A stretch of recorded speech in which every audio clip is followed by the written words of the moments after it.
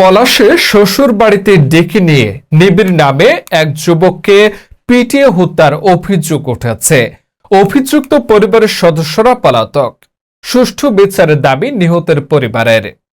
মোহাম্মদ রাশেদ খন্দকার ও রতন মিয়ার প্রতিবেদনে ক্যামেরায় ছিলেন মোহাম্মদ শরীফুল ইসলাম ও মোহাম্মদ আদিল মিয়া।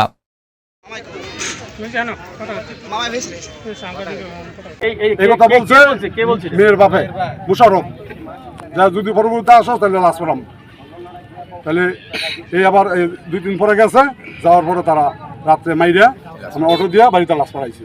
আমরা প্রায় আমার ছেলে আছে বা না আছে, আমরা যাশা করে হাসপাতাল নিয়েছি। হাসপাতাল নেওয়ার পরে দিয়েছি আমার ছেলে মারা গেছে।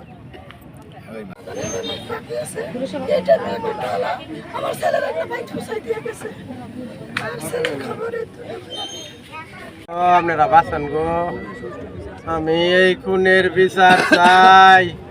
আজকে যদি নেতারা, আমার এলাকার নেতারা যদি একটু বিচার কইরা দিত, তাহলে আমি আমার ছেলের লইয়া ভাই দিতাম। আমি ইসলাম পাড়ার কোনো মানুবাদ নাই যে আমি না কইছি যে কি কারণে আমার ভূতের ভয় তো আমরা আমার এই সুযোগ দেয় নাই। নরসিংদী জেলার পলাশ উপজেলার ডাঙ্গা ইউনিয়নের 5 নং ওয়ার্ডের পূর্ব ইসলামপাড়া গ্রামে অভিনব কায়দায় শ্বশুর বাড়িতে ডেকে নিয়ে এক যুবককে পিটিয়ে হত্যার অভিযোগ উঠেছে। নিহত যুবকের নাম নিবিড়, বয়স 17।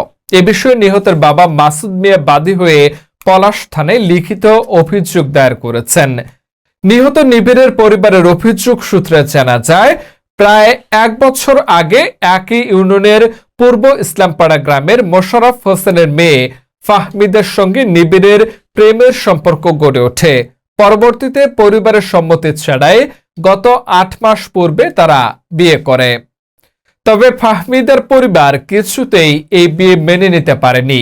বিয়ের পর থেকেই নিবিড়কে বারবার ফাহমিদের জীবন থেকে সরে যাওয়ার নির্দেশ দেওয়া হয় এবং তাদের কথা না শুনলে নিবিড়কে হত্যার হুমকি দেওয়া হয় বলে জানিয়েছেন নিবিড়ের পরিবার।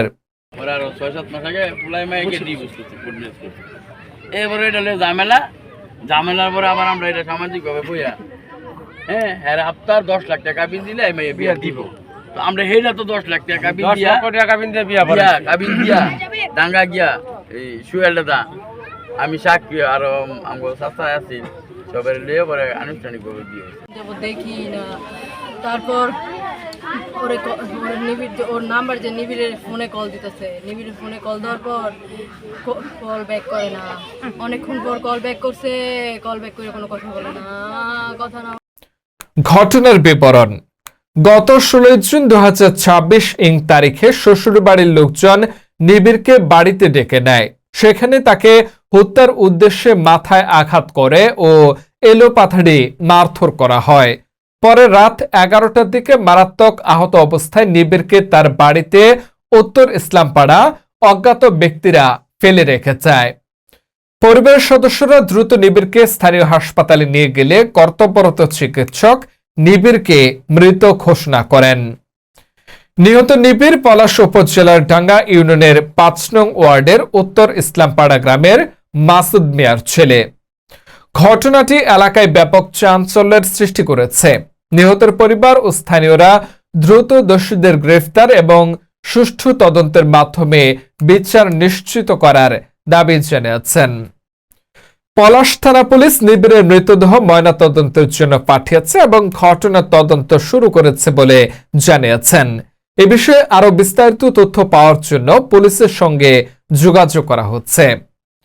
নিহত নিবিড়ের স্ত্রী অভিযুক্ত ফাহমিদা নরসিংদী জেলার পলাশ উপজেলার ডাঙ্গা ইউনিয়নের 5 নং ওয়ার্ডের পূর্ব ইসলামপাড়া গ্রামের মোশাররফ হোসেনের কন্যা। নিবিড়ের হত্যা মামলায় অভিযুক্তরা সপরিবারে পলাতক। এই ব্যাপারে জানতে চাইলে অভিযুক্তদের সাথে বারবার চেষ্টা করেও বক্তব্য নেওয়া সম্ভব হয়নি।